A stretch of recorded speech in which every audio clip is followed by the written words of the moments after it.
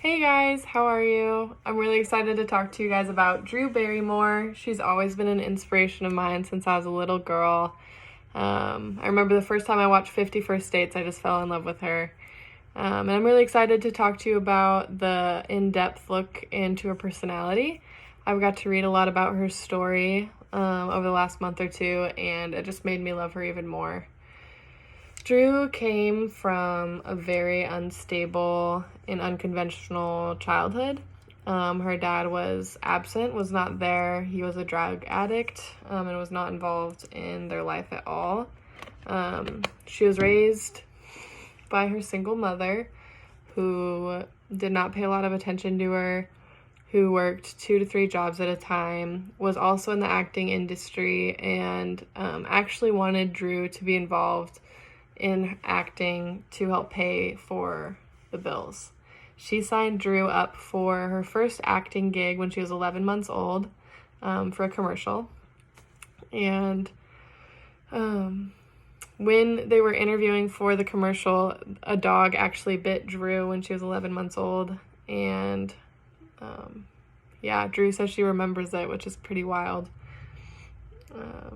But yeah, I just wanted to dive into what her life looked like as a kid. They moved around a lot, lived in West Hollywood for a little bit, and it wasn't very stable. Her mom talks about how she would take Drew to these giant celebrity parties and would leave her unattended, which blows my mind. So imagine a 6-7-year-old unattended at a party with adults and alcohol and drugs and allowed to roam free. Her mom, in an interview, said that was intentional. I think that children need independence in order to grow up correctly. But it didn't go that way for Drew. Drew would get drunk at 6 and 7 years old, would dance on tabletops at 10 years old, was kind of wild and unruly. She didn't really have a lot of guidance. Later in life, she realized that's not what she wanted for herself or for her future family, and she really turned her life around. When she turned 13, both her and her mom went to rehab, and Drew was in rehab for about 1.5 years, and she said that that's where she received the most love and care and attention in her whole childhood, which is really sad. But when she gets released, she's 14.5, and she gets emancipated as an adult and is living on her own at 14.5 years old. In her book, she talks about getting her first job that's like an actual job and not acting at a coffee shop, and learning how to do laundry and just stuff like that. And I thought that was really interesting to read. But I'm just going to quickly dive into the different approaches to personality and what I learned over the last couple weeks. So for trait approach, I wrote that Drew is loving and adventurous and open-minded. The things that are important to Drew is seeing those around her, loving them well, and to try new things and try things from different perspectives. I have seen through different interviews and different sources that Drew just open arms welcomes everyone in. She hosts this show where it's pretty well known that she's down to earth. She'll sit on the floor and hold people's hands while they talk, and is just a really genuine person. For psychoanalytic theory, I wanted to dive into like id, ego, and superego, and how those components of personality can conflict. Drew let her id run wild as a kid and did what felt good in the moment, and I think that when her ego developed and started to tell her like, hey, I don't think this is exactly what you want for your life, that there's a lot of internal conflict that happened there.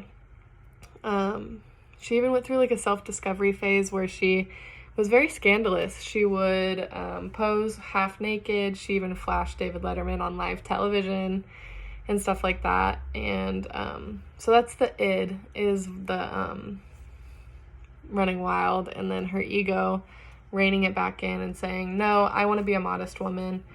After she flashed David Letterman, went and signed some paperwork that said she never wanted to do an acting role that was scandalous. She didn't want to do another photo shoot that was scandalous. Like, she was putting that part of herself to rest. Biologically, I wanted to talk about temperament and just the way that her and her mom were similar in the way that they were what's the word? Like spontaneous and didn't think things through right away. They were impulsive is the word I was looking for. And I think that that's probably hereditary. And Drew had to unlearn unlearn that and had to learn how to be consistent and do that for her kids. So, and then Neo-Freudian, I wanted to dive into the way that her family dynamics impacted her personality. I know I've already talked about that quite a bit, but Drew had 2 kids of her own, and she really wanted to show them a childhood that she didn't receive. And so she really, really dove headfirst into motherhood and took time off to spend with her kids and was really in tune with what they wanted.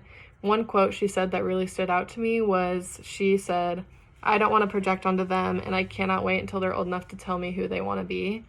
And I thought that was really powerful, and I thought that Freud would think that was interesting because her mom told her what to do and who to be. And then, okay, so for humanistic, I wanted to dive into this idea of a fully functioning person. We learned in class about Roger's view and how it's like being a fully functioning person is being an optimistic person and having an accurate view of the world, being very intelligent. And, in the book it says that you have to have unconditional positive regard in order to fully become a fully functioning person. And I don't agree with that, and Maslow also doesn't agree with that. I think that Drew Barrymore is a prime example of a fully functioning person who is confident in themselves, confident in others, knows who they want to be, and is loving and embracing to everybody. I think that's pretty good for full functioning. And then cognitive, I think that Drew is really, really open and vulnerable, and she is not afraid to look at problems head on and face first, and I think that that's really brave. And so yeah, I could talk for hours and hours about Drew Barrymore and all the stories that I got to read. But overall, she just overcame a lot, came from a really unstable place, and created stableness for her own. She came from insecure attachment to creating secure attachments with those around her. And so I think that's really powerful. And that's all. Okay, thank you for your time. Bye.